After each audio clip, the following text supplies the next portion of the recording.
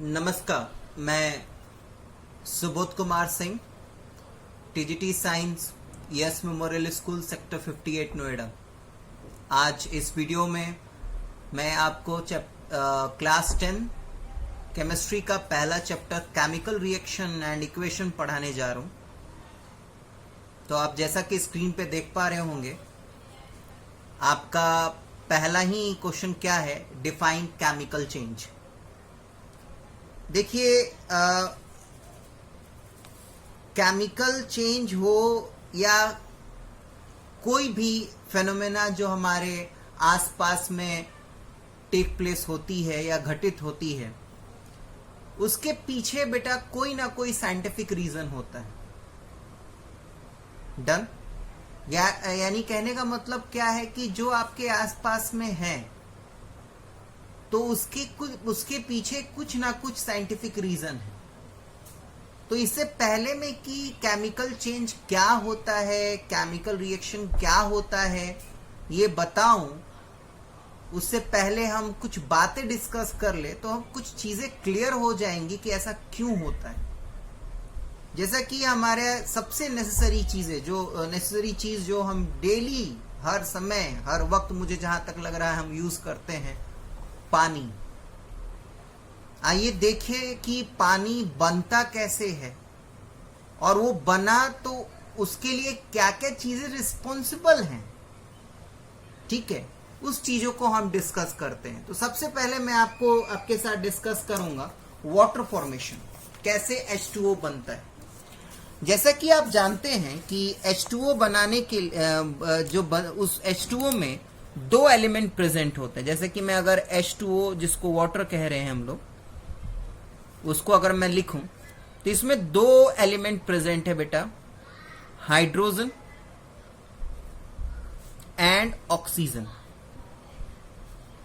मैं आप लोग को क्लास 9th में लेके चलता हूं और कुछ बातें मैं 9th क्लास की रिपीट कर दूं ताकि चीजें आपको समझ में आए कि वाटर अगर बना, किन एलिमेंट से बना और कैसे बना, तो सारी चीजें क्लियर हो जाएंगी।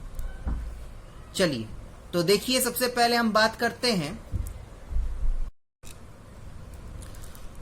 हाइड्रोजन। हाइड्रोजन की अगर मैं बात करूं तो हाइड्रोजन का बेटा सिंबल होता है H और इसका एटॉमिक नंबर होता है 1। अगर मैं ऑक्सीजन की बात करूं तो ऑक्सीजन का सिंबल होता है कैपिटल O और इसका एटॉमिक नंबर होता है 8। इसका इलेक्ट्रॉनिक कॉन्फ़िगरेशन करें तो हमारे पास 2 और 6 हो जाएगा। जैसा कि आपको 9th क्लास में आपके केमिस्ट्री टीचर ने आपको पढ़ाया होगा कि हाइड्रोजन को छोड़ के बाकी सारे एलिमेंट्स को उसके आउटर मोस्ट सेल में 8 इलेक्ट्रॉन्स की जरूरत होती है फॉर देयर स्टेबिलिटी। वहीं पे हाइड्रोजन को उसके आउटर मोस्ट सेल में 2 इलेक्ट्रॉन की जरूरत होती है for its stability. That simply means क्या कि अगर हाइड्रोजन के पास यहां पे 1 इलेक्ट्रॉन और आ जाए और ऑक्सीजन के पास यहां पे 2 इलेक्ट्रॉन और आ जाए तो ऑक्सीजन और हाइड्रोजन दोनों स्टेबल कर जाएंगे। आपको बात समझ में आ रही है मैं क्या समझाना चाह रहा हूं? तो इस बात का ध्यान रखिएगा। आपको पता है कि आपके एटमॉस्फेयर में hydrogen gas, nitrogen gas, oxygen gas, carbon dioxide और बहुत सारे गैसेस प्रेजेंट होते हैं। इस बात का ध्यान रखिएगा, जब मैं हाइड्रोजन गैस की बात करूंगा तो हाइड्रोजन गैस में सिर्फ एक एटम नहीं होगा। अगर मैं बात करूं जो हमारे एटमॉस्फेयर में हाइड्रोजन गैस प्रेजेंट है, मैं हाइड्रोजन गैस की बात कर रहा हूं, तो इस हाइड्रोजन गैस में सिर्फ और सिर्फ H यानी एक हाइड्रोजन एटम प्रेजेंट नहीं होगा। हाइड्रोजन गैस की अगर बात करेंगे तो उसका केमिकल फॉर्मूला H2 होता है।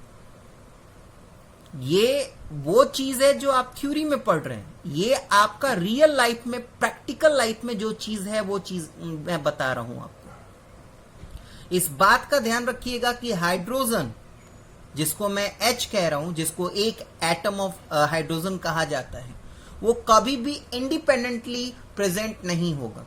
क्यों? क्योंकि उसको आउटर मोस्ट सेल में 2 इलेक्ट्रॉन की जरूरत होती है और एक एटम के पास, एक हाइड्रोजन एटम के पास, एक उसके आउटर मोस्ट सेल में एक ही इलेक्ट्रॉन प्रेजेंट होता है। और इस बात का ध्यान रखिएगा कि सारे एलिमेंट्स जो आपके आसपास में प्रेजेंट हैं वो अपने स्टेबल रूप में होते हैं।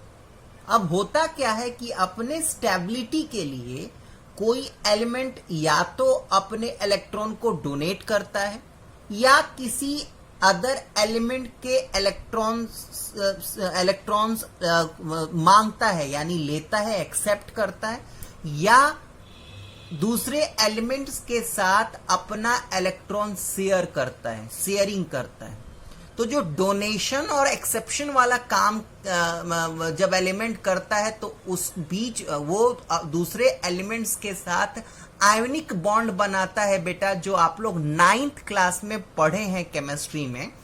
और जो अगर एक एलिमेंट दूसरे एलिमेंट के इलेक्ट्रॉन के साथ अपना इलेक्ट्रॉन शेयर करता है, यानी बांटता है, जैसे कि आप अपने दोस्तों के साथ अपना लंच शेयर करते हैं, बांटते हैं, तो उस समय जो एलिमेंट्स के बीच में जो बॉन्डिंग प्रेजेंट होती है उसको कोवैलेंट बॉन्ड कहा जाता है। आपके 10th क्लास के सिलेबस में कोवैलेंट बॉन्ड है, आपको पढ़ना है, लेकिन वो आपको पढ़ना है कार्बोनेट्स कंपाउंड में। अभी जितना जरूरत है आपको इस टॉपिक को समझने के लिए, मैं उतना आपको ये बता देता हूं, ठीक है। अब होगा क्या कि हाइड्रोजन गैस जब हमारे एटमॉस्फेयर में आया, ठीक है, तो इस बात का ध्यान रखिएगा, मैं 2 हाइड्रोजन एटम लेता हूं। लेट सपोज कीजिए कि एक ब्लैक कलर का मैंने हाइड्रोजन एटम लिया और एक मैंने रेड कलर का हाइड्रोजन एटम लिया। ये 2 कलर इसलिए यूज कर रहा हूं ताकि आपको 2 डिफरेंट एलिमेंट्स दिखें। अब ये जब दोनों एटमॉस्फेयर में आने के लिए तैयार हुए तो इस बात का ध्यान रखिएगा कि ये एटमॉस्फेयर में इंडिपेंडेंट तो नहीं रह सकते, क्योंकि एटमॉस्फेयर में रियल लाइफ में आने के लिए सारे एलिमेंट को स्टेबल होना जरूरी है, ठीक है। तो जब ये एटमॉस्फेयर में आते हैं बाबू, तो ये क्या करेगा, ये आपका ब्लैक वाला हाइड्रोजन, ये आपका रेड वाला हाइड्रोजन, ठीक। अब हुआ क्या कि ये ब्लैक वाला हाइड्रोजन क्या है, ये रेड वाले हाइड्रोजन के इलेक्ट्रॉन को अपने साथ शेयर कर लेगा। ये दिख रहा है, हाइड्रोजन ने, रेड वाले हाइड्रोजन ने ब्लैक वाले हाइड्रोजन के साथ अपना इलेक्ट्रॉन शेयर किया। अब शेयर करते ही देखिए इस ब्लैक वाले हाइड्रोजन के पास 2 इलेक्ट्रॉन हो गए। अब ये ब्लैक वाला हाइड्रोजन स्टेबल कर गया। उसी तरीके से रेड वाला हाइड्रोजन को जो है वो ब्लैक वाले हाइड्रोजन के इलेक्ट्रॉन के साथ शेयरिंग कर लेगा और वो भी स्टेबल कर जाएगा। तो इस तरीके से एक मॉलिक्यूल फॉर्म होगा, हाइड्रोजन मॉलिक्यूल, ठीक। और उस हाइड्रोजन मॉलिक्यूल में बेटा 2 हाइड्रोजन के एटम होंगे और H2, जिसको हम रियल लाइफ में हाइड्रोजन गैस कहते हैं। अब आइए ऑक्सीजन गैस समझाता हूं मैं आपको। ऑक्सीजन गैस आप सबसे इंपॉर्टेंट गैस है, हमारे अर्थ के में लाइफ सस्टेन करता है। इसमें सबसे बड़ा, हम इंसान जिंदा हैं, ये सबसे बड़ा चीज क्या है कि हमारे अर्थ पे ऑक्सीजन है। इन द सेम वे अगर मैं 2 ऑक्सीजन एलिमेंट लूं तो उसके देखिए इस जो सर्कल मैं बनाऊंगा उसमें सिर्फ मैं आउटर मोस्ट इलेक्ट्रॉन की बात करूंगा, क्योंकि बेटा जो भी बॉन्डिंग होती है वो आयोनिक बॉन्डिंग हो या कोवेलेंट बॉन्डिंग हो, वो सिर्फ और सिर्फ आउटर मोस्ट इलेक्ट्रॉन जो सेल में एलिमेंट्स के सेल में आउटर मोस्ट सेल में जो इलेक्ट्रॉन्स प्रेजेंट होते हैं उन्हीं के बीच में होती है। तो यहाँ पे आप देख पा रहे होंगे कि मैंने रेड वाले ऑक्सीजन के 6 इलेक्ट्रॉन बनाए। तो इसका ये मतलब नहीं है कि ऑक्सीजन का एटॉमिक नंबर मैं ये कह रहा हूँ कि 6 है, होता है 80 है। लेकिन यहाँ पे जब भी मैं कोवेलेंट बॉन्डिंग के बारे में पढ़ूंगा, जो ये आप ये सब पढ़ रहे हैं, इसी चीज को कोवेलेंट बॉन्डिंग कहते हैं, ठीक है। कोवेलेंट बॉन्डिंग में एक एलिमेंट दूसरे एलिमेंट के इलेक्ट्रॉन के साथ शेयरिंग करता है, डोनेट और एक्सेप्ट नहीं करता। आप देख भी रहे होंगे कि हाइड्रोजन ने अपने इलेक्ट्रॉन को रेड हाइड्रोजन को डोनेट नहीं किया है, उसके साथ शेयर किया है, ठीक है। उसी तरीके से अगर मैं एक ब्लैक ऑक्सीजन लूं, उसी तरीके से मैं एक ब्लैक ऑक्सीजन लूं तो देखिए क्या हुआ। एक ब्लैक ऑक्सीजन लूं, अब चलिए रियल लाइफ में आइए। ये तो आप लोगों ने थ्योरी पढ़ लिया। जब आप रियल लाइफ में ऑक्सीजन गैस की बात करेंगे, जब आप रियल लाइफ में ऑक्सीजन गैस की बात करेंगे, तो ऑक्सीजन गैस बाबू आपका फॉर्मूला होता है, उसका केमिकल फॉर्मूला O2, यानी ऑक्सीजन मॉलिक्यूल जो प्रेजेंट है उसमें ऑक्सीजन के 2 एटम प्रेजेंट है। क्यों? क्योंकि आपको ये बात अब समझ में आएगी कि क्यों O2 है। देखिए, ये मेरा रेड वाला ऑक्सीजन, ये मेरा रेड वाला ऑक्सीजन, डन, ठीक है। और ये मेरा ब्लैक वाला ऑक्सीजन, ये मेरा ब्लैक वाला ऑक्सीजन। आप ध्यान से देखिएगा, मैं रेड वाले ऑक्सीजन के लिए रेड पेन से सर्कल बना रहा हूं। जरा ध्यान से देखिए, रेड वाला सर्कल देखिए और जोड़िए, उसमें 8 इलेक्ट्रॉन आ गए, 4 और 4 8। आज जो मैं ब्लैक पेन से सर्कल बना रहा हूं उसको देखिए, उसमें क्या 8 इलेक्ट्रॉन आ गए। तो इस तरीके से होता क्या है कि जब ऑक्सीजन गैस फॉर्म होता है उस समय ऑक्सीजन के 2 एलिमेंट या 2 एटम अपने 2 इलेक्ट्रॉन को दूसरे ऑक्सीजन एटम के साथ शेयर करते हैं और बनाते हैं O2।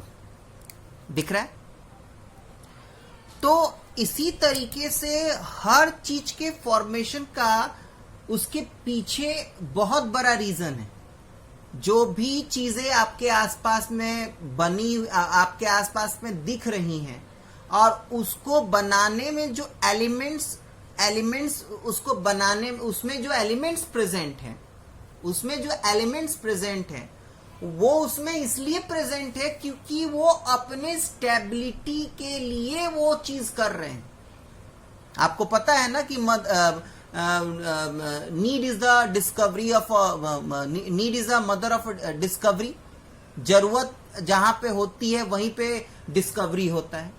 तो अब हम आगे बढ़ रहे हैं H2O फॉर्मेशन के बारे में पढ़ने के लिए।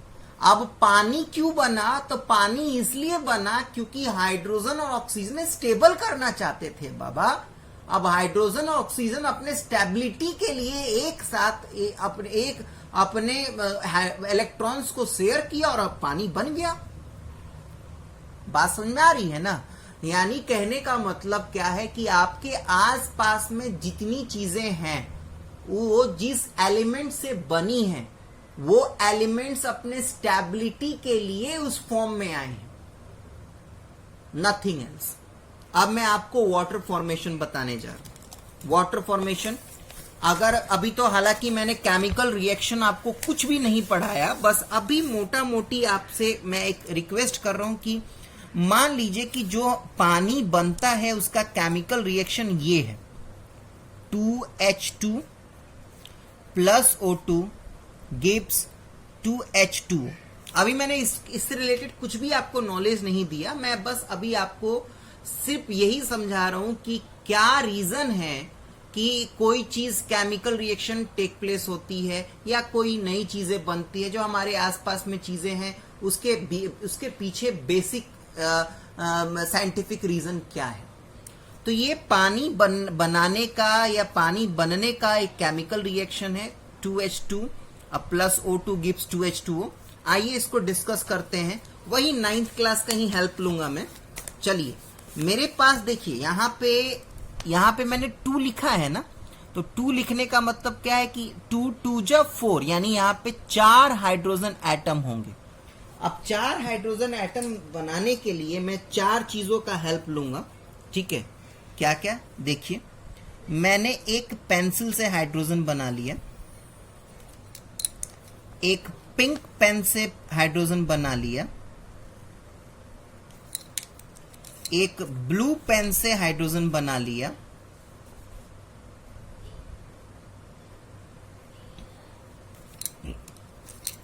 और एक हाइड्रोजन ऑरेंज पेन से बना लिया।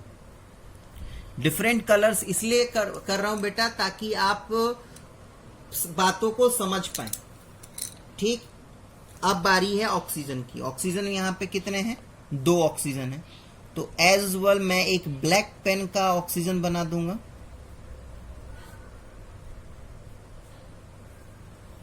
ठीक है, और एक मैं रेड पेन से ऑक्सीजन बना दूंगा।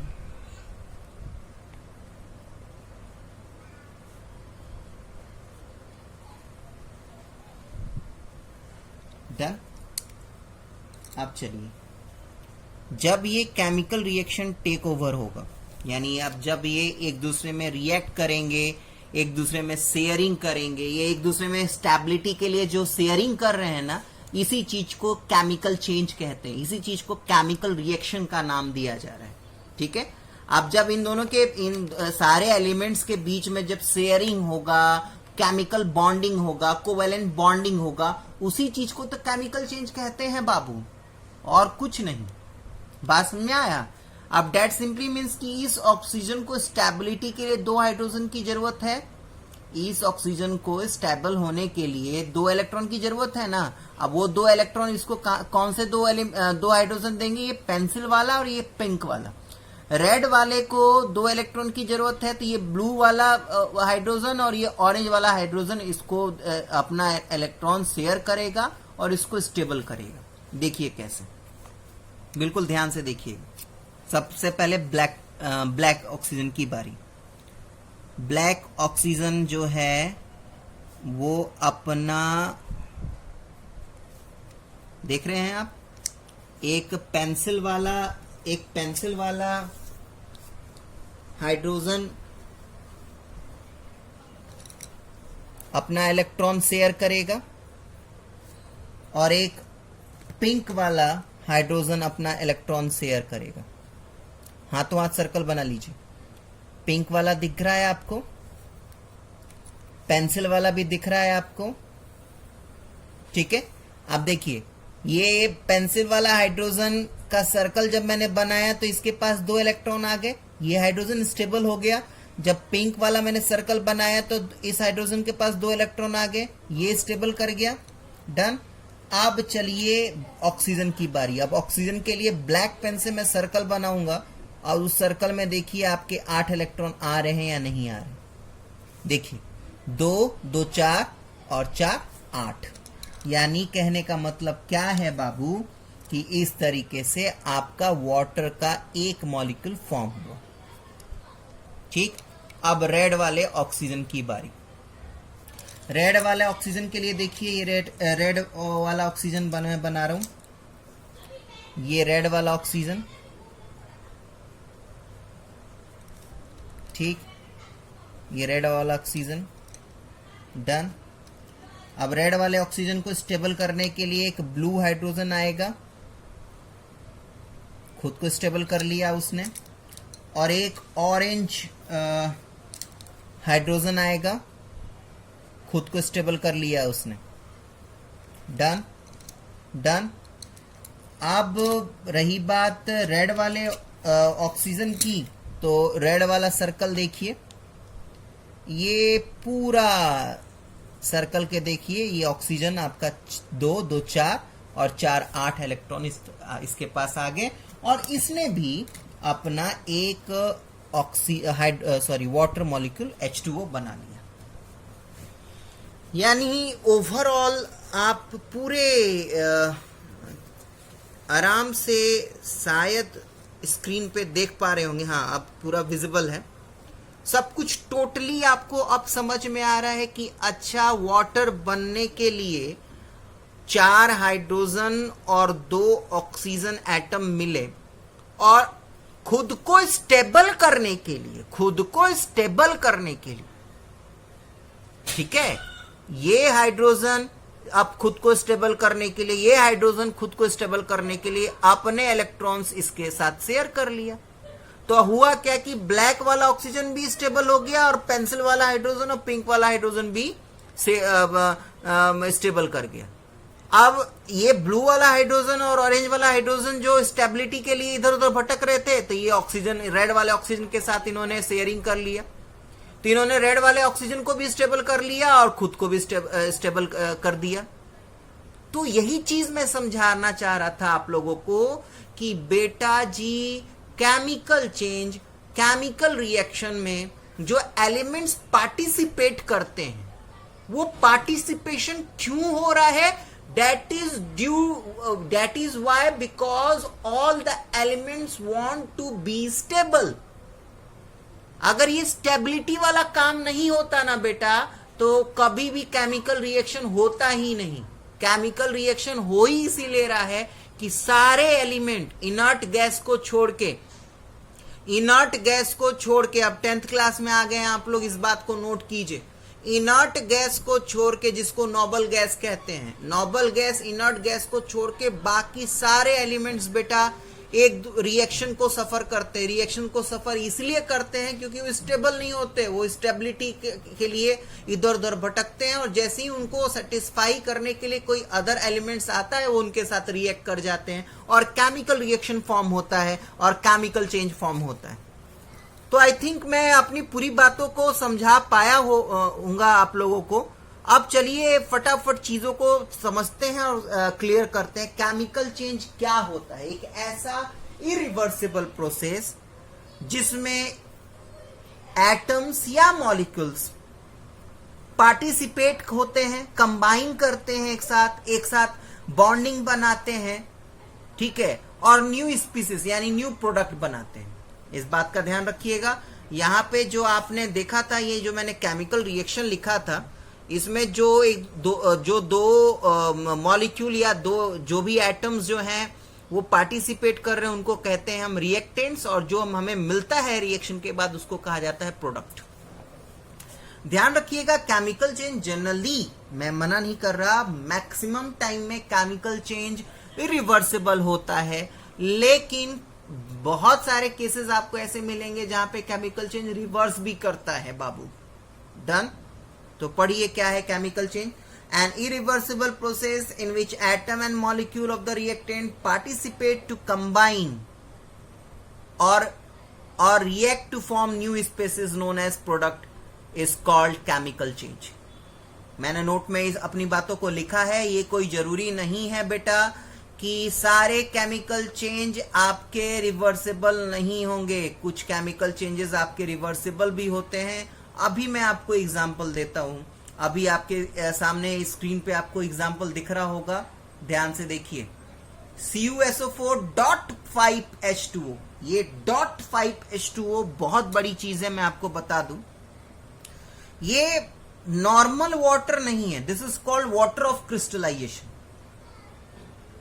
बेसिकली ये ना थोड़ा बहुत ही लिटरली, बहुत ही हल्के तरीके से एलिमेंट्स या कंपाउंड के साथ बाउंडेड होता है, और अगर आप थोड़ा सा भी टेम्परेचर दे देना तो ये दिए हुए कंपाउंड या एलिमेंट्स को छोड़ के हट जाता है, ठीक है। इसको कहते हैं वाटर ऑफ क्रिस्टलाइजेशन, ठीक है। यानी हाइड्रेटेड कॉपर सल्फेट, जब तक उसके साथ ये वाटर ऑफ क्रिस्टलाइजेशन जुड़ा हुआ था, उसका कलर था, उसका ब्लू कलर था, और जैसे ही मैंने क्या बोला कि थोड़ा सा हीट देंगे ना तो ये वाटर ऑफ क्रिस्टलाइजेशन जो है वो इस कंपाउंड को छोड़ देगा, इंडिपेंडेंट कर देगा, और जैसे ही ये वाटर ऑफ क्रिस्टलाइजेशन हटेगा, ये तुरंत CuSO4 यानी जो कंपाउंड बनाएगा वो व्हाइट कलर का होगा बेटा, ठीक है।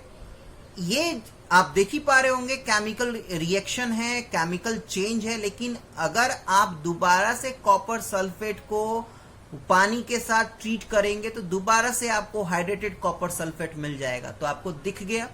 तो दैट सिंपली मीन्स कि जब आप ये कहें, अगर किसी को बताना चाहेंगे कि कुछ केमिकल चेंजेस ऐसे भी होते हैं जो रिवर्सिबल हैं, और अगर आपसे पूछा जाए कि बताइए कुछ एग्जाम्पल, तो आप इस एग्जाम्पल्स को दे सकते हैं।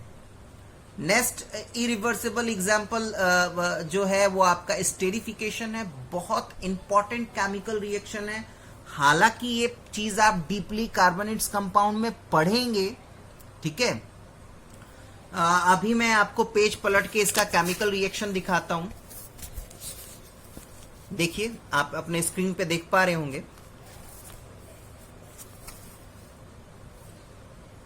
ठीक है। आप अपने स्क्रीन पे देख पा रहे होंगे, ये बेटा स्टेरिफिकेशन देख रहे हैं ना, ये चीज ये esterification is basically the process Easter basically बेटा एक एसेंस होता है जो जनरली आइसक्रीम में मिलाया जाता है, ठीक है, स्वाद के लिए, ठीक है। तो आप यहाँ पे देखिए, हालांकि ये थोड़ा सा आप लोगों को अटपटा दिख रहा होगा, ये अटपटा इसलिए दिख रहा होगा क्योंकि अभी आप लोगों को कार्बोनेट्स कंपाउंड का नॉलेज नहीं है। तो अभी इस चीज का हेडेक मत लीजिए, आप कार्बोनेट्स कंपाउंड पढ़ेंगे तो ये कहां से आया, क्यों आया, सब कुछ समझ में आएगा, ठीक है। अभी मुझे बस आपको ये बात बताना है कि कुछ केमिकल चेंजेस ऐसे भी होते हैं जो कि रिवर्सिबल होते हैं। तो आप देख पा रहे होंगे कि यहाँ पे इथेनोइक एसिड इथेनॉल के साथ रिएक्ट करेगा ना तो ईस्टर बनाएगा, ठीक है। इथेनोइक एसिड इथेनॉल के साथ जब रिएक्ट करेगा तो ईस्टर बनाएगा। वापस से अगर ईस्टर को अगर आप NaOH जिसको सोडियम हाइड्रोक्साइड कहते हैं अगर रिएक्ट कराते हैं तो दोबारा से आपको इथेनोइक एसिड और इथेनॉल मिल जाएगा। और ये जो रिएक्शन है ना बेटा, ये साबुन बनाने में हेल्प करता है, सोप बनाने में हेल्प करता है, इसलिए इस रिएक्शन को स्पोनिफिकेशन कहते हैं। बात समझ में आ रही है आप लोगों को? तो अभी आपको इसको याद करना, इसको याद करना, इसको याद करने में टाइम वेस्ट नहीं करना है, क्योंकि कार्बोनेट्स कंपाउंड जब आप पढ़ेंगे ना तो आपको ऑटोमेटिकली सारी चीजें समझ में आएंगी। अभी आपको बस ये ध्यान में रखना है कि there are some chemical changes which are reversible also. और आपसे कोई एग्जाम्पल पूछे तो आप उस समय जवाब देने लायक रहें, ठीक है। आगे बढ़ते हैं। Right the characteristic feature of chemical changes. Chemical changes के कुछ कैरेक्टरिस्टिक होते हैं, ठीक है। क्या है देखिए, पहला, there is generally a change in color of the reacting species taking part in the chemical changes। अभी मैंने आपको हाइड्रेटेड कॉपर सल्फेट का एग्जाम्पल दिया जिसमें वाटर ऑफ क्रिस्टलाइजेशन जुड़ा होता है और जब तक वो जुड़ा रहता है उसका कलर ब्लू होता है, और जैसे ही वाटर ऑफ क्रिस्टलाइजेशन हट जाता है हीटिंग के कारण तो उसका कलर व्हाइट चेंज हो जाता है। तो डेट सिंपली मीन्स क्या कि कलर चेंजिंग केमिकल रिएक्शन अगर होता है तो देयर में be a colour changing characteristic. अब ये कैरेक्टरिस्टिक कहने का ये मतलब नहीं है कि ये हमेशा केमिकल चेंज जब होगा तो कलर आपको चेंज करता हुआ दिखेगा ही, कोई जरूरी नहीं है। ये कैरेक्टरिस्टिक बताया जा रहा है, प्रॉपर्टीज बताया जा रहा है कि जब ये चीजें आप देखें कहीं केमिकल कहीं पे कलर चेंजिंग देखें तो डेट सिंपली मीन्स कि वहां पे केमिकल चेंजेस हो रहा है, ठीक है। आपको पता है कि एक अगर मैं वो लूं, एक आपका लोहे का कील लूं मैं, तो जब आप नया खरीद के लाते हैं तो वो ब्लैक कलर का होता है, डन। और जब रस्टिंग हो जाता है तो ब्राउन कलर का हो जाता है। तो ये सब ध्यान में रखना है आपको।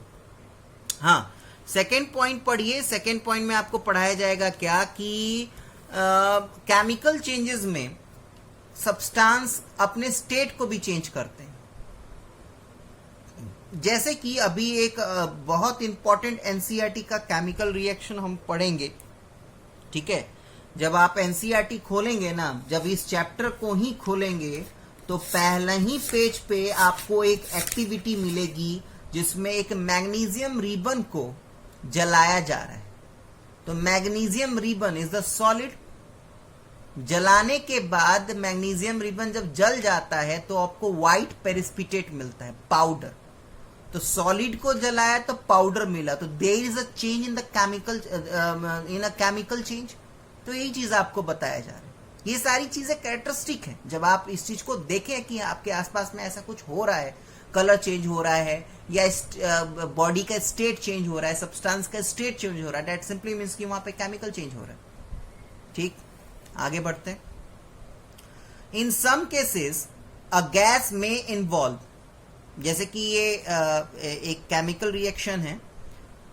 जब हम जिंक गार्नियोल्स कहने का मतलब क्या है कि जिंक के छोटे छोटे पार्टिकल्स को हाइड्रोक्लोरिक एसिड में या डाइल्यूट सल्फ्यूरिक एसिड में जब हम डालेंगे ना तो एक गैस रिलीज होगा, उस गैस को हम हाइड्रोजन गैस कहते हैं। तो ये सारे कैरेक्टरिस्टिक है बेटा, आपको याद रखना है, ठीक है।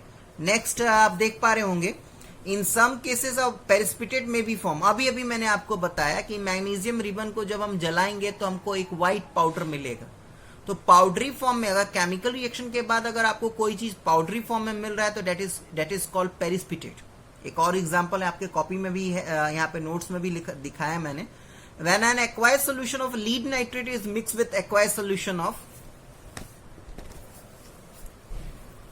Potassium iodide, a yellow precipitate of lead iodide is immediately form. तो ये सब याद रखिएगा। तो जैसे कि आपसे कोई पूछे कि केमिकल चेंजेस का कैरेक्टरिस्टिक क्या क्या होता है, तो आप जब बोले कि हाँ प्रेसिपिटेट फॉर्म होता है, तो प्रेसिपिटेट फॉर्म होता है तो बाबू कोई एग्जांपल दीजिएगा ना, तो ये आपको याद करना पड़ेगा। ठीक है, आगे बढ़िए।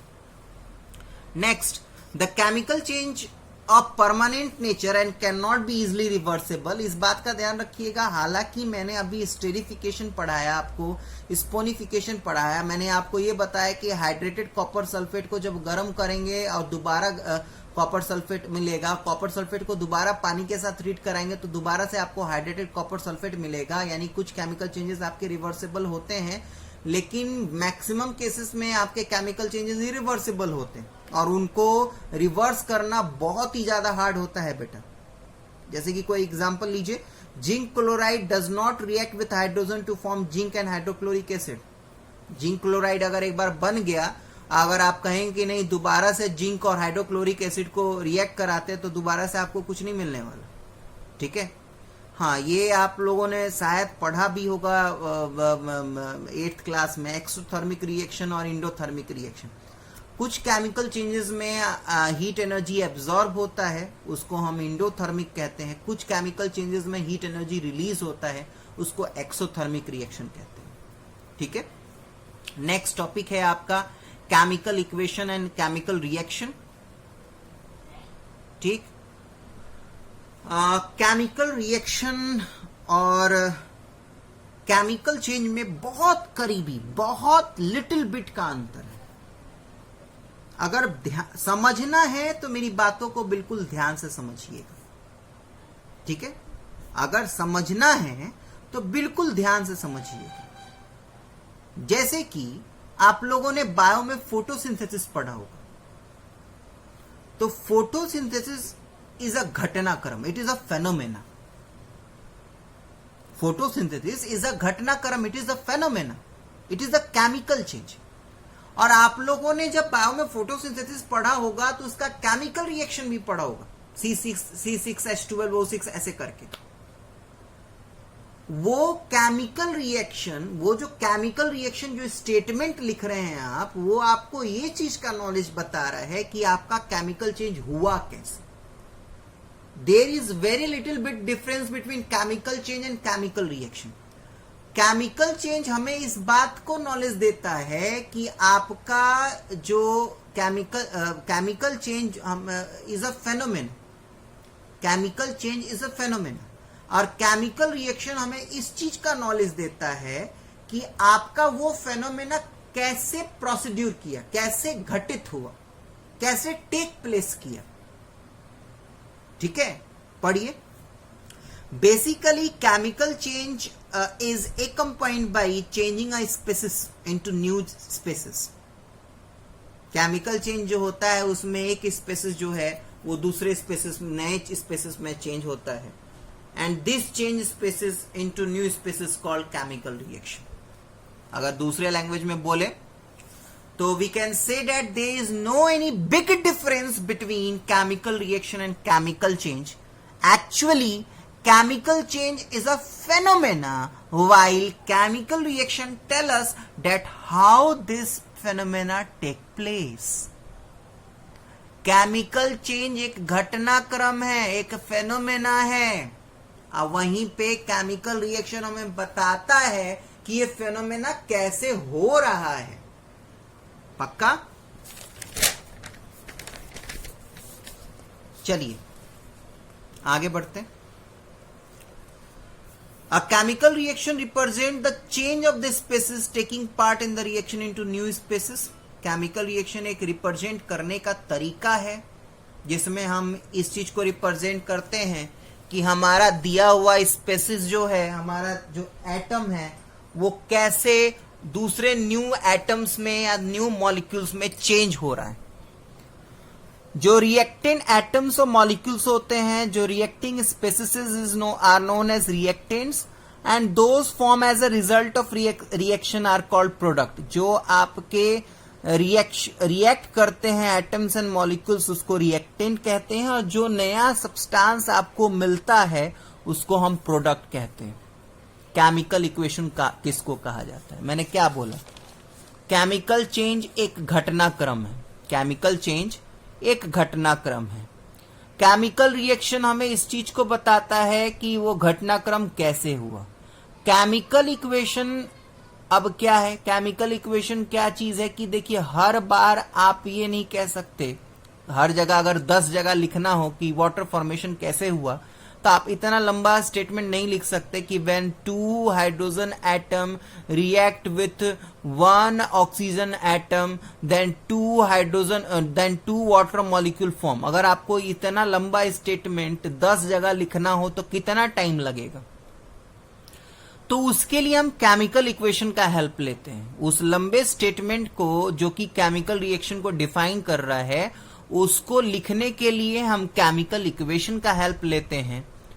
ठीक है, तो इस बात का एक लाइन से समझते जाइए। केमिकल चेंज एक घटनाक्रम है, एक फेनोमेना है। केमिकल रिएक्शन हमें इस बात को बताता है कि वो घटनाक्रम कैसे हुआ। केमिकल इक्वेशन क्या है कि उस पूरे रिएक्शन को जो कि हम वर्ड में एक्सप्लेन कर रहे हैं, उसको शॉर्ट तरीके में लिखने के तरीके को केमिकल इक्वेशन कहते हैं। ठीक है, A chemical equation is a symbolic representation of a chemical reaction. 2 तरीके का केमिकल इक्वेशन होता है बेटा, वर्ड इक्वेशन और सिंबल इक्वेशन। वर्ड इक्वेशन में क्या होता है कि हम मोटा मोटी चीजों को लिख देते हैं और हमें वर्ड इक्वेशन बन जाता है। जैसे कि आप देख पा रहे होंगे, आपको मैं एग्जांपल दिखाऊं एक, दिख रहा होगा आपको, आराम से देखिए, हाँ दिख रहा है। The word equation when magnesium ribbon burn in the oxygen to form a white powder of a magnesium oxide may be written as। तो देखिए, ये पूरा स्टेटमेंट केमिकल रिएक्शन को इंडिकेट कर रहा है, और एक ये छोटा सा एक शॉर्ट फॉर्म में जब हमने वर्ड में लिख दिया तो दिस वन इज इक्वेशन। क्योंकि वर्ड में लिखा है इसलिए इसको केमिकल इक्वेशन कहते हैं। अब बात क्या है कि जब आप फर्दर स्टडी करेंगे ना, तो ये भी लिखना थोड़ा सा मुश्किल होता है, बहुत लंबा होने लगता है। इसीलिए हम मैग्नीशियम ना लिख के इसके सिंबल को हेल्प लेते हैं, ऑक्सीजन ना लिख के इसके सिंबल का हेल्प लेते हैं, मैग्नीशियम ऑक्साइड ना लिख के इसके सिंबल का हेल्प लेते हैं, और इसी कारण वो जो इक्वेशन जो हम लिखते हैं उसको सिंबल इक्वेशन कहा जाता है। ठीक है, ये एक और एग्जांपल है, पढ़ लीजिएगा।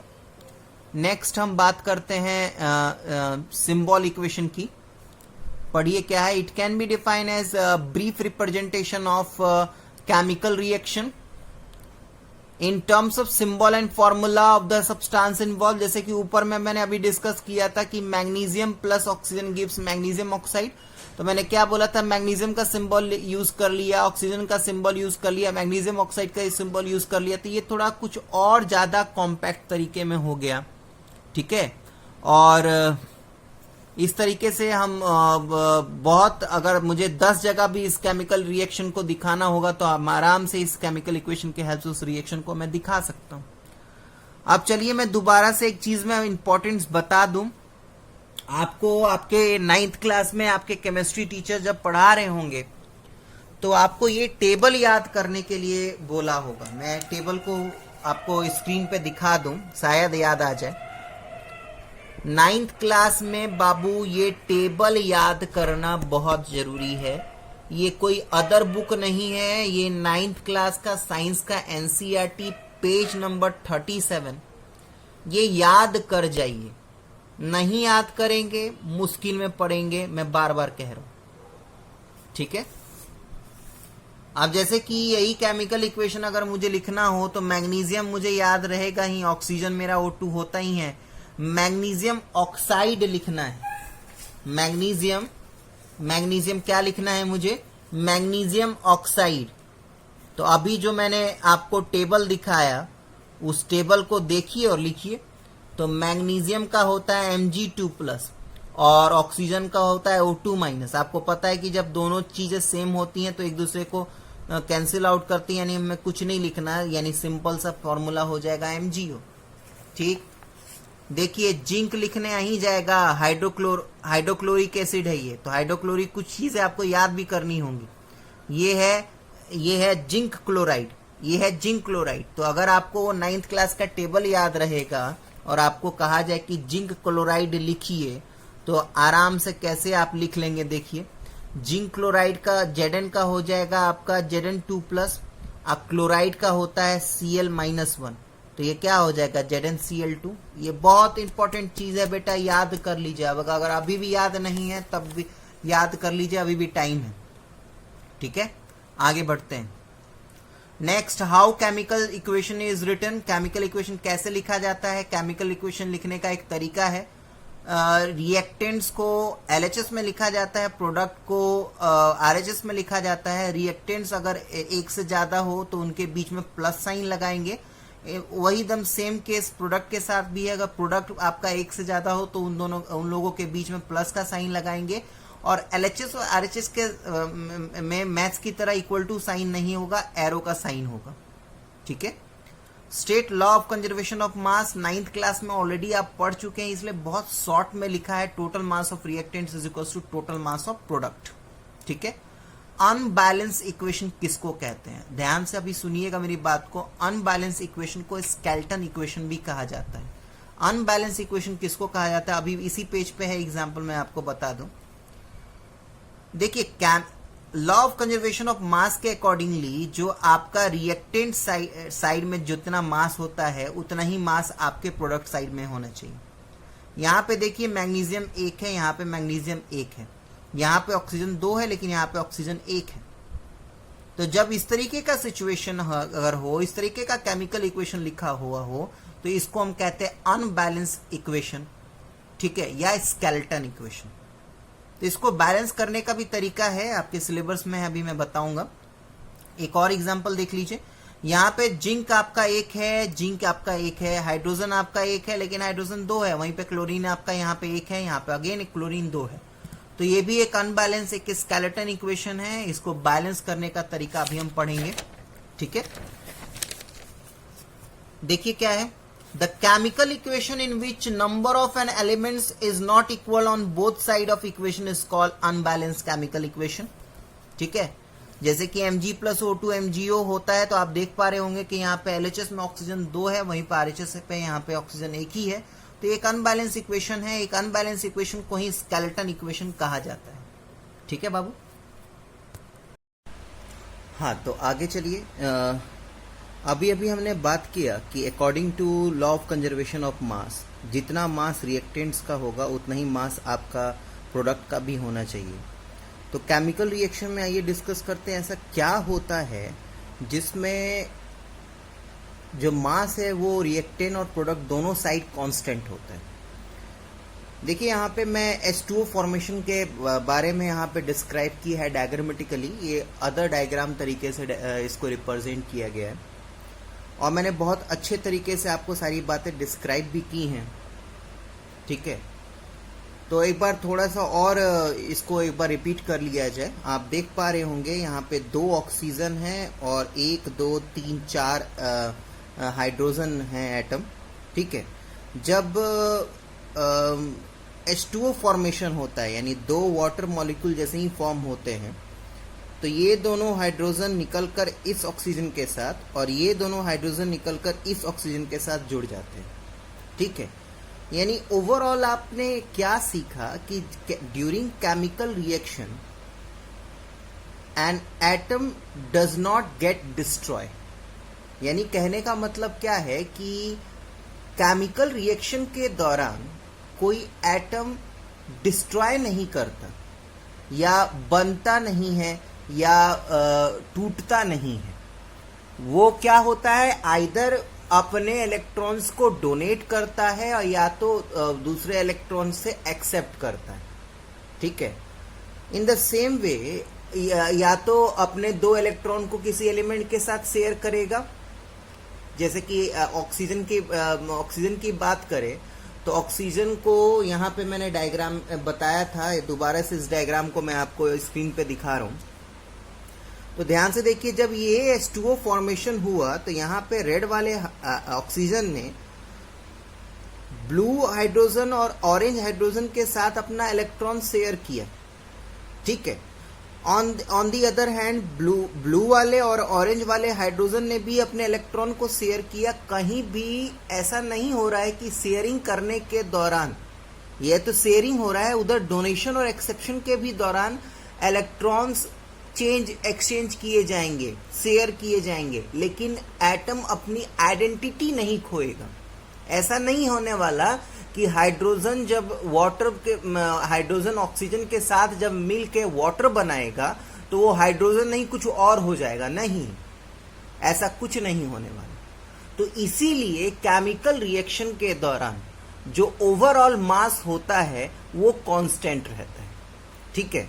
पढ़िए, वही चीज मैंने यहाँ पे लिखा भी है कि इन chemical reaction the atoms of one element do not change into the atoms of other element.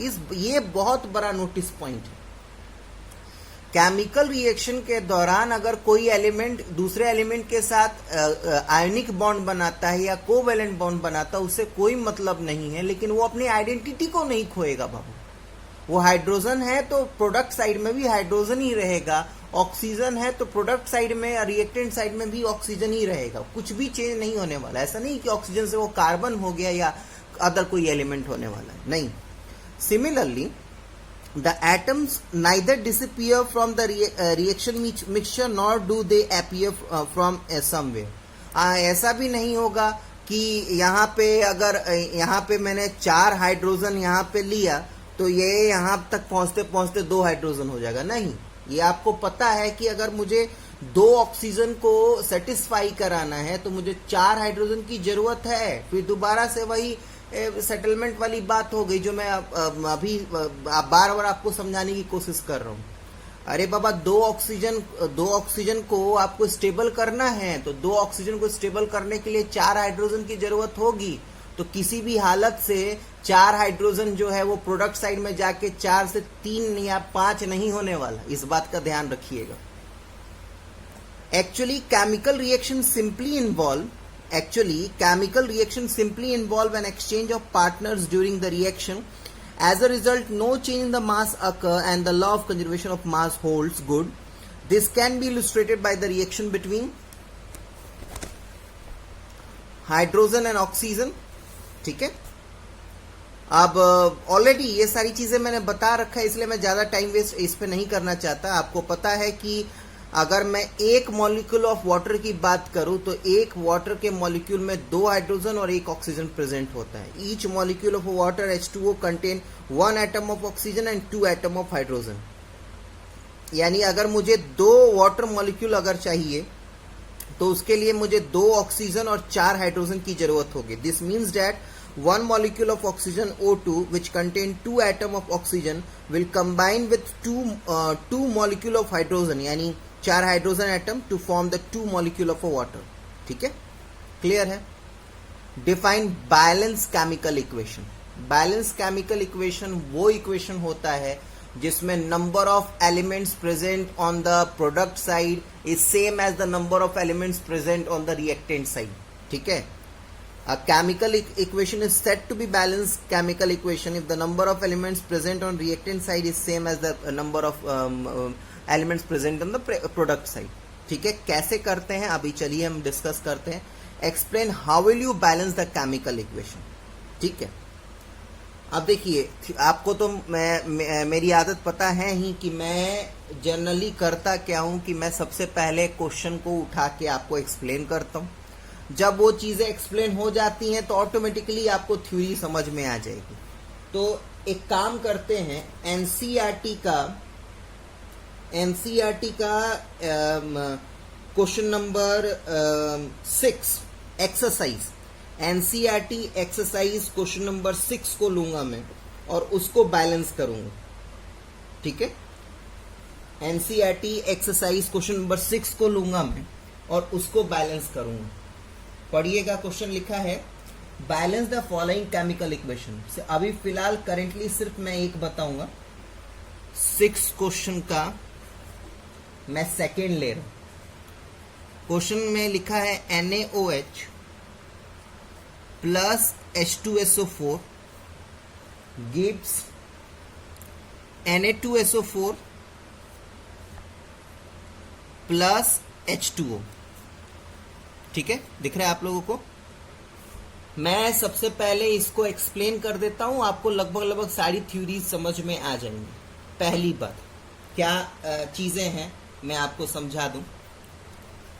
सबसे पहले देखिए, जो मेथड अभी हम सीखने जाएंगे ना, वो हिट एंड ट्रायल मेथड होगा। हिट एंड ट्रायल मेथड में कोई भी चीज फिक्स नहीं होता है। ऐसा कोई जरूरी नहीं है कि मैंने जो लिख दिया उसी तरीके से आप लोग भी करेंगे। ये बैलेंसिंग ऑफ केमिकल इक्वेशन बेटा एक प्रैक्टिस, जैसे मैथ्स में क्वेश्चन प्रैक्टिस करते हैं ना समझने के लिए, ठीक उसी तरीके से अगर आप इक्वेशन को बैलेंस करना चाहते हैं तो आपके लिए उसको बहुत ज्यादा प्रैक्टिस करना पड़ेगा। हाँ, कुछ फिक्स नियम है, उस नियम को फॉलो अप कीजिए। ठीक है, सबसे पहला नियम कि अगर आपका केमिकल इक्वेशन दिया हुआ है, जैसे कि आप यहाँ पे देख पा रहे होंगे, सबसे पहले जिस एलिमेंट को आप बैलेंस करेंगे उसका नाम है ऑक्सीजन। दूसरे नंबर पे जिस एलिमेंट को आप बैलेंस करेंगे उसका नाम है हाइड्रोजन। यानी कहने का मतलब क्या है, सबसे पहले अगर ऑक्सीजन आपके केमिकल इक्वेशन में प्रेजेंट है तो उसको बैलेंस कीजिए। अगर हाइड्रोजन उसके बाद हाइड्रोजन अगर प्रेजेंट है तो हाइड्रोजन को बैलेंस कीजिए। और अगर आपने ऑक्सीजन और हाइड्रोजन को बैलेंस कर दिया ना बाबू, तो इस बात का ध्यान रखिएगा कि होगा क्या कि आप देखेंगे क्या, जैसे ही ऑक्सीजन और हाइड्रोजन को अगर आपने बैलेंस कर दिया तो पूरा का पूरा इक्वेशन ऑटोमेटिकली बैलेंस्ड हो जाता है। हाँ, किसी किसी केमिकल इक्वेशन में बाई चांस हाइड्रोजन दिया रहे तो अब उसमें अपना टाइम वेस्ट नहीं कीजिए। उसमें ऑक्सीजन जब है ही नहीं तो ऑब्वियसली हाइड्रोजन को आप पहले बैलेंस करेंगे। ठीक है, हाँ, कोई केमिकल इक्वेशन में अगर हाइड्रोजन ऑक्सीजन नाम का कोई चीज ही नहीं है तो एक लाइन से एक एलिमेंट को आप बैलेंस करना स्टार्ट कीजिए। समझ में आया? एक चीज और, अगर जैसे कि मैंने यहाँ पे NaOH है, मेरे पास NaOH है, और बैलेंस करने के चक्कर में अगर मैं यहाँ पे 2 लिखता हूं, सबसे पहली बात कि आप कभी भी सब्सक्रिप्शन में कोई नंबर नहीं लिख सकते ना, बिल्कुल ना। कभी भी आप सब्सक्रिप्शन में नंबर नहीं लिख सकते। जब भी आपको नंबर लिखना है आपको यहां पे ही लिखना पड़ेगा। जैसे आपका प्रोडक्ट के साइड में, रिएक्टेंट के साइड में सोडियम Na है और इधर में अगर मान लिया कि Na2 है, तो आप ऐसा नहीं है कि बैलेंस करने के लिए यहां पे 2 लगा देंगे, ये गलत तरीका है। आप कभी भी जो भी 2, 3 या कोई भी कांस्टेंट नंबर जब लगाएंगे वो आप यहां पे लगाएंगे, सब्सक्रिप्शन में नहीं लगा सकते। तीसरी बात क्या है कि अगर लेट सपोज कीजिए कि NaOH है, ठीक है, और बैलेंस अगर आप कर रहे हैं और बैलेंस करने में अगर आपने 2 यहां पे लिखा तो 2 यहां पे लिखते ही ये 2 सबके लिए एप्लीकेबल होगा, सोडियम के लिए भी, ऑक्सीजन के लिए भी, हाइड्रोजन के लिए भी। यहाँ पे 2 सोडियम हो जाएगा, यहाँ पे 2 ऑक्सीजन हो जाएगा, यहाँ पे 2 हाइड्रोजन हो जाएगा। बात समझ में आया? तो चलिए देखिए क्या है, यहाँ पे जोड़ना स्टार्ट कीजिए। यहाँ पे 1 ऑक्सीजन और 4 ऑक्सीजन, 5 ऑक्सीजन है, ठीक। और यहाँ पे 4 और 1 5 ऑक्सीजन है, यानी ऑक्सीजन मेरा ऑलरेडी बैलेंस्ड है। अब नेक्स्ट स्टेप में किसको जोड़ूंगा मैं? हाइड्रोजन को। यहाँ पे 1 हाइड्रोजन, 1 हाइड्रोजन, 3 हाइड्रोजन है। और यहाँ पे अगर मैं देखूं तो यहाँ पे हाइड्रोजन सिर्फ 2 है, यानी 1 हाइड्रोजन मेरा कम है। ठीक है, तो इस बात का ध्यान रखिएगा, ये काम मत कीजिएगा कि H2O के आगे 1 लिख दिया। बाबू 1 लिखने से ना ये 1 ही मॉलिक्यूल होगा, आपको पता है। क्योंकि एक्चुअली में एक चीज समझिए मैं क्या कहना चाह रहा हूं, अगर मैं H2O के आगे 3 लिखता हूं तो यहाँ पे ऑक्सीजन का तो 3 एटम हो जाएगा, लेकिन हाइड्रोजन का 3 2 जा 6, यानी जो सब्सक्रिप्शन में नंबर होता है वो आगे वाले नंबर के साथ मल्टीप्लाई हो जाता है। तो ऑब्वियसली अगर मैं यहाँ पे 1 कम पड़ रहा है, अगर ये यहाँ पे 1 लिखता हूं तो ये कभी भी इसको 3 नहीं करने वाला, क्योंकि आपको पता है कि 1 इंटू 2 2 ही होता है। ठीक है, तो मेरे पास और कोई ऑप्शन नहीं है। अगर मैं क्या करता हूं, यहाँ पे अगर पेंसिल से लिखूंगा, क्योंकि हिट एंड ट्रायल मेथड है, शायद हो सके मुझे इरेज भी करना पड़े। अगर मैं यहाँ पे 2 लिखता हूं तो देखिए 2 लिखने के बाद यहाँ पे हाइड्रोजन 4 हो जाएगा और यहाँ पे हाइड्रोजन 3 हो जाएगा। दोबारा से इधर भी 4 करने के लिए अगर मैं यहाँ पे 2 लिखता हूं, ठीक, तो यहाँ पे देखिए हाइड्रोजन 2, ठीक, और ये 2 हाइड्रोजन, यानी 4 हाइड्रोजन इधर हो गया, 4 हाइड्रोजन इधर हो गया, हाइड्रोजन सेटल हो गया, बैलेंस हो गया हाइड्रोजन। अच्छा, ऑक्सीजन ऑलरेडी बैलेंस था, लेकिन आपने कुछ फेरबदल किया तो आपको ऑक्सीजन को दोबारा से चेकआउट करना पड़ेगा। चेक कीजिए, यहाँ पे 2 ऑक्सीजन हो गया, यहाँ पे 6 ऑक्सीजन हो गया, यहाँ पे भी चेक कीजिए, यहाँ पे आपका 4 ऑक्सीजन और यहाँ पे 2 लगा हुआ है, यानी 2 ऑक्सीजन यहाँ पे, यानी 6 ऑक्सीजन इधर भी है, 6 ऑक्सीजन इधर भी है, यानी बात क्लियर है कि आपका हाइड्रोजन और ऑक्सीजन बैलेंस्ड है। अब आप दूसरे एलिमेंट्स को चेकआउट कीजिए। सोडियम को लेते हैं तो सोडियम यहाँ पे 2 है, यहाँ पे 2 सोडियम है, यहाँ पे सल्फर यहाँ पे 1 है, यहाँ पे भी सल्फर 1 है। तो देखा ना आप लोगों ने, मैंने क्या आप लोगों से कहा था, मैंने आप लोगों को बोला था ना कि कभी भी केमिकल इक्वेशन दिया रहे, अगर ऑक्सीजन हाइड्रोजन नहीं है तो कोई बात ही नहीं है, तो तब तो एक एक एलिमेंट करके बैलेंस कीजिए। अगर उसमें ऑक्सीजन हाइड्रोजन दोनों प्रेजेंट है तो सबसे पहले ऑक्सीजन को बैलेंस करें, फिर हाइड्रोजन को बैलेंस करें। इतना करने के बाद ऑटोमेटिकली आपका पूरा केमिकल इक्वेशन बैलेंस हो जाएगा। ठीक है, एक सवाल और सॉल्व करते हैं, मैं नेक्स्ट क्वेश्चन लेता हूं, आपका 4th क्वेश्चन। नेक्स्ट मैं 4th क्वेश्चन लेता हूं, एनसीईआरटी ही सॉल्व कर रहा हूं बेटा, कहीं और मत जाइएगा। एनसीईआरटी एक्सरसाइज 6 का 4th क्वेश्चन मैं सॉल्व कर रहा हूं। ये है आपका BaCl2 plus H2SO4 BaSO4 plus HCl, BaCl2 plus H2SO4 BaSO4 plus HCl। चले देखिए, ऑक्सीजन, सबसे पहले मैं ऑक्सीजन को लूंगा। यहाँ पे 4 ऑक्सीजन है, यहाँ पे भी 4 ऑक्सीजन है, बैलेंस्ड है। हाइड्रोजन जोड़ते, यहाँ पे 2 हाइड्रोजन है, यहाँ पे 1 हाइड्रोजन है, तो इसको बैलेंस करने के लिए मैं क्या करूंगा, यहाँ पे 2 लिख दूंगा, तो 2 हाइड्रोजन इधर, 2 हाइड्रोजन इधर। ऑक्सीजन को दोबारा से चेक कर लेते हैं। ऑक्सीजन यहाँ पे 4 है, यहाँ पे ऑक्सीजन 4 है। नेक्स्ट सल्फर लीजिए तो सल्फर यहाँ पे 1 है, सल्फर यहाँ पे 1 है। बेरियम लीजिए तो बेरियम यहाँ पे 1 है, यहाँ पे बेरियम 1 है। क्लोरीन आप यहाँ पे लीजिए तो क्लोरीन यहाँ पे 2 है, यहाँ पे भी क्लोरीन 2 है। क्या बोला था मैंने एक बार फिर से मैं रिपीट कर रहा हूं कि आपके दिए हुए केमिकल इक्वेशन में आप सबसे पहले ऑक्सीजन और हाइड्रोजन को बैलेंस कीजिए, उसके बाद आपको लगभग मैक्सिमम केमिकल इक्वेशन के केसेस में आपको फर्दर इक्वेशन को बैलेंस करने की जरूरत ही नहीं पड़ेगी। डन। चलिए अब आप अपना थ्योरी को पढ़िए, क्या लिखा है। While balancing chemical equation, keep following things in your mind. क्या क्या ध्यान में रखना है। Always balance firstly O यानी oxygen, then any other element in equation if O is present in the equation. अगर ऑक्सीजन प्रेजेंट है तो सबसे पहले आप ऑक्सीजन को बैलेंस करेंगे। Same thing is done with the hydrogen, but if in equation both hydrogen and oxygen is present, then firstly we balance O, then H and then other element.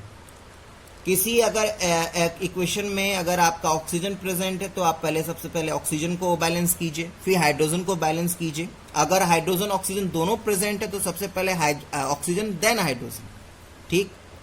While balancing, please keep in mind that we can't use any number as a subscription. किसी भी number को हम subscription में नहीं लिख सकते। Subscription में मैंने बताया यहाँ पे लिखना इज कॉल्ड सब्सक्रिप्शन। जैसे कि लेट सपोज किए कि chemical equation X + O2 gives O, तो अब ऐसा नहीं है कि यहाँ पे इसको बैलेंस करने के लिए आप यहाँ पे 2 लिख देना, ये बिल्कुल गलत तरीका है, बिल्कुल गलत तरीका है। अगर आपको बैलेंस करना है इसको तो यहाँ पे 2 नहीं, यहाँ पे 2 लिखना है। बात समझ में आया।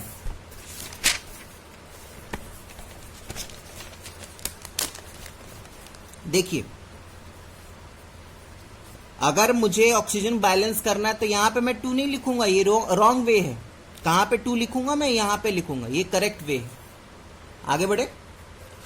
If we write any number with compound then it is multiply with each element. ये मैंने बता रखा है। जैसे कि मेरे पास एक कंपाउंड है C2H6, अगर इसके पास मैं अगर 2 लिखता हूं इसके सामने, तो ध्यान रखिएगा कि ये सारे कार्बन के साथ वाले एटम को भी बढ़ाएगा, हाइड्रोजन को भी बढ़ाएगा। यानी कार्बन, अभी तक कार्बन के यहाँ पे 2 एटम थे, हाइड्रोजन के 6 थे, लेकिन जैसे ही मैं अगर 2 लिखूंगा तो ये मल्टीप्लाई कीजिए, 2 दूनी 4, तो कार्बन के 4 एटम हो जाएंगे, और 6 दूनी 12, हाइड्रोजन के 12 एटम हो जाएंगे। ऐसे ही एकदम हूबहू अगर आपके पास MgOH ट्वाइस है, ठीक है, इसको पढ़ने का तरीका है, अगर ब्रैकेट में 2 लिखा रहे तो ध्यान रखिएगा, ये 2 आपका ऑक्सीजन के साथ भी होगा, ये 2 आपका हाइड्रोजन के साथ भी होगा, ठीक है। अगर इंडिपेंडेंटली ऐसे लिखा रहे कि MgOH2, तो डेट मीन्स क्या कि ये 2 जो है वो सिर्फ इस H के लिए है। अगर मैं जैसे ही यहां पे ब्रैकेट डाल दूंगा तो इस बात का ध्यान रखिएगा कि ये 2H और O दोनों के लिए। तो अभी चेकआउट कीजिए, अभी मेरे पास मैग्नीशियम का 1 एटम, ऑक्सीजन का 2 एटम, हाइड्रोजन का 2 एटम, और जहां मैंने यहां पे 2 लिखा तो मैग्नीशियम का 2, जहां पे मैंने यहां पे 2 लिख दिया तो मैग्नीशियम का 2, ऑक्सीजन का 2 दूनी 4, हाइड्रोजन का 2 दूनी 4 एटम हो जाएगा। चलिए फिर इस मेथड को हीट एंड ट्रायल मेथड कहते हैं। Such type of balancing is also known as mass balancing because the atom of element on both sides are equal and their masses are also equal. यहाँ पे basically हम number को into करके यहाँ पे उसके मास को बैलेंस कर रहे हैं, नथिंग एल्स, ठीक है। अब केमिकल इक्वेशन को और ज्यादा इंफॉर्मेटिव कैसे बनाया जा सकता है, ये बहुत इंपॉर्टेंट चीज है, ध्यान से देखिए। एक्चुअली में जब हम कंपाउंड या एटम लिखेंगे बेटा, केमिकल रिएक्शन लिखते हैं ना, ठीक है, केमिकल इक्वेशन जब लिखते हैं तो सारे कंपाउंड जो हैं वो डिफरेंट स्टेट्स में प्रेजेंट होते हैं। कोई गैस स्टेट में प्रेजेंट होता है, कोई लिक्विड स्टेट में प्रेजेंट होता है, कोई सॉलिड स्टेट में प्रेजेंट होता है। तो वही चीजों को रिप्रेजेंट कर करके हम अपने केमिकल रिएक्शन को ज्यादा इंफॉर्मेटिव बनाते हैं। तो वही चीज यहाँ पे आपको पढ़ना है। आप इसको पढ़िएगा तो आपको पता चलेगा कि जब भी केमिकल रिएक्शन में अगर कोई कंपाउंड या कोई एटम सॉलिड स्टेट में है तो उसके आगे स्मॉल s, लिक्विड स्टेट में है तो स्मॉल n, गैस स्टेट में है तो स्मॉल g।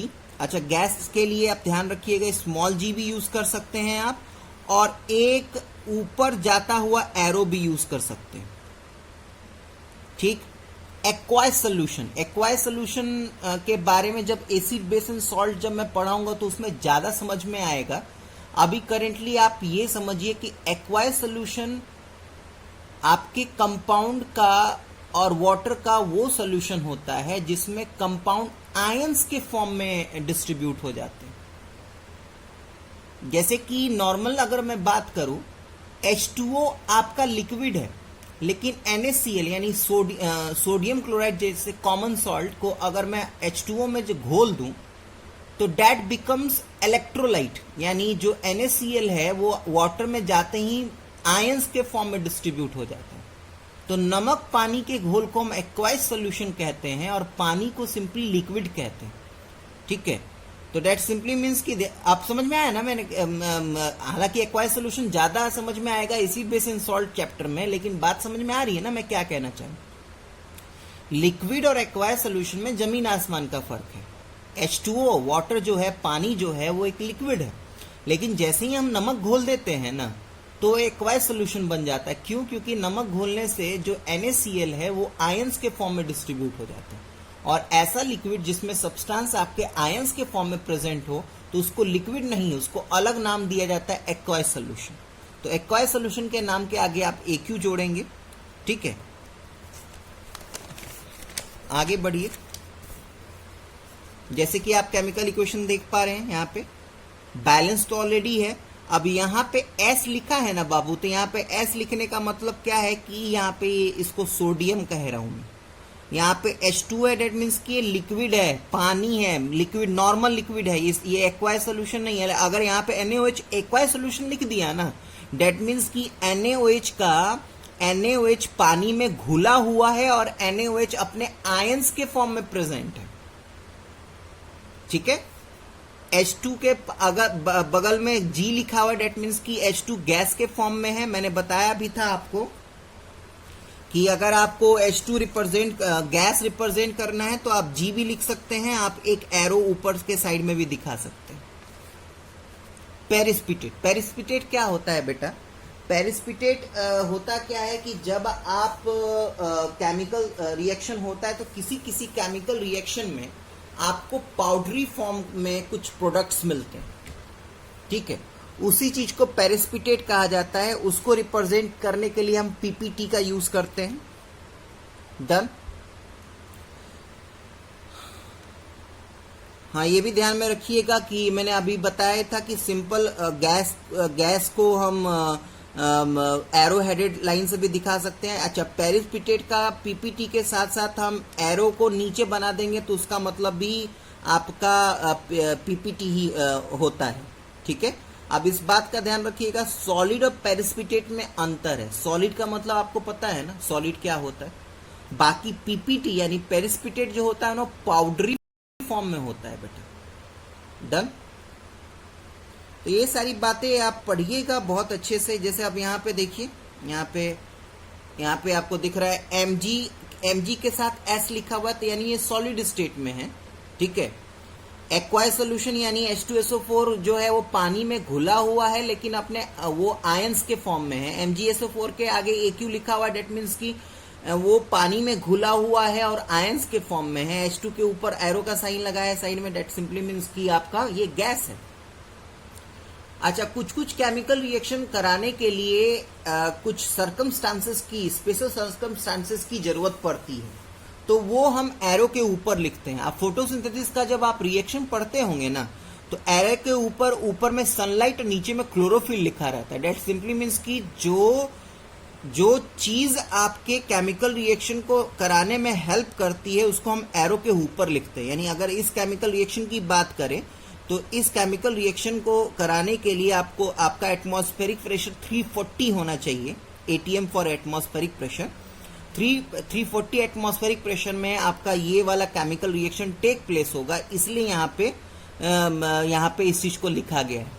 ध्यान रखिएगा, इस चीज को हम कैटलिस्ट कहते हैं। Catalyst are basically the special circumstances in which the chemical reaction take place. आपको ये बात पता होगा, आप लोगों ने बायोलॉजी में बहुत अच्छे तरीके से पढ़ा है कि सनलाइट और क्लोरोफिल आपके फोटोसिंथेसिस के प्रोसेस को कराने में हेल्प करते हैं। They are not participating in photosynthesis, they just support the photosynthesis. तो catalyst are such substance which doesn't take participate in chemical reaction but they help to carry forward the chemical reaction। ठीक है, आगे बढ़िए।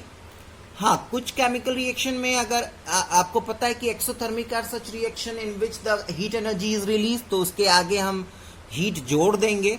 और कुछ ऐसे chemical reaction होते हैं जिसमें हीट एनर्जी एब्जॉर्ब होता है, तो ऑब्वियसली उसके साथ माइनस साइन का सिंबल लगा देंगे। डन।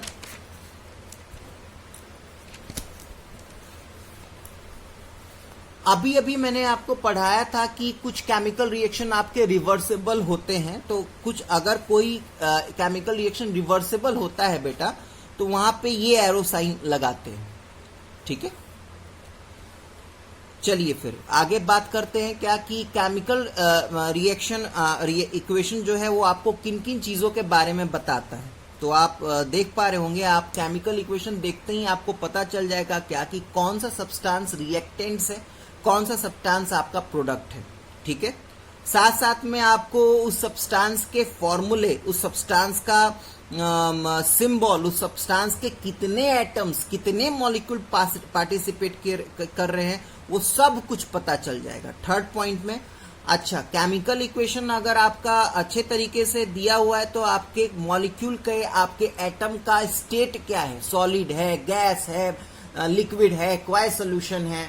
साथ साथ में उसके एरो के ऊपर कैटलिस्ट लिखा हुआ, तो आपको कैटलिस्ट का भी नाम पता चल जाता है, ठीक है।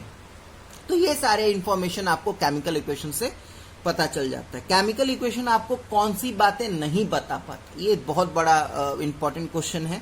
केमिकल इक्वेशन बेटा आपका केमिकल रिएक्शन के रेट के बारे में नहीं बता पाता कि वो कितना जल्दी हो रहा है, और नॉर्मली ये भी नहीं बता पाता कि वो केमिकल रिएक्शन आपका पॉसिबल है भी या नहीं। जैसे सबसे बड़ा बढ़िया एग्जांपल आप देखिए, आपके पास है Cu plus H2SO4 give CuSO4 plus H2। अब नॉर्मल सा जो हम लोग को पढ़ाया गया है कि केमिकल रिएक्शन और बैलेंसिंग ऑफ केमिकल रिएक्शन, तो आप आराम से इस चीज को देख पा रहे होंगे। मैं क्या कर सकता हूं, अगर मुझे कहा जाए कि चेक कीजिए कि ये केमिकल रिएक्शन सही है या नहीं, तो मैं बहुत ज्यादा क्या करूंगा, मैं जोड़ लूंगा। कॉपर एक यहाँ पे है, यहाँ पे भी एक कॉपर है, यहाँ पे एक सल्फर है, यहाँ पे भी एक सल्फर है, यहाँ पे 4 ऑक्सीजन है, यहाँ पे 4 ऑक्सीजन है, यहाँ पे हाइड्रोजन 2 है, यहाँ पे भी हाइड्रोजन 2 है। मैं सिंपली कह दूंगा कि केमिकल इक्वेशन सही है। लेकिन बेटा यही चीज ड्रॉबैक है केमिकल इक्वेशन का। केमिकल इक्वेशन आपको ये चीज नहीं बता पाता कि वो रिएक्शन पॉसिबल है या नहीं। अब इसके लिए आपको एनसीईआरटी का पेज नंबर 45 खोलना पड़ेगा। यहां पे मेटल्स नॉन मेटल्स चैप्टर है, 10th क्लास की एनसीईआरटी है, पेज नंबर 45। यहां पे मेटलर्जी सीरीज दिया हुआ है, मोस्ट रिएक्टिव मेटल्स और लेस रिएक्टिव मेटल्स, यानी सी नंबर वाइज की सबसे हाईएस्ट कौन रिएक्टिव मेटल है तो पोटेशियम, फिर सबसे लोएस्ट कौन रिएक्टिव मेटल है तो गोल्ड। तो रिएक्टिविटी के अकॉर्डिंगली यहाँ पे एक सीरियल नंबर वाइज आपके मेटल्स के नाम दिए हुए हैं। यहाँ पे बीच में आप देख पा रहे होंगे हाइड्रोजन लिखा हुआ है। अब मोटा मोटी बात समझिए, बाकी डिटेल में मैं मेटल्स नॉन मेटल्स आपको समझाऊंगा तो बताऊंगा।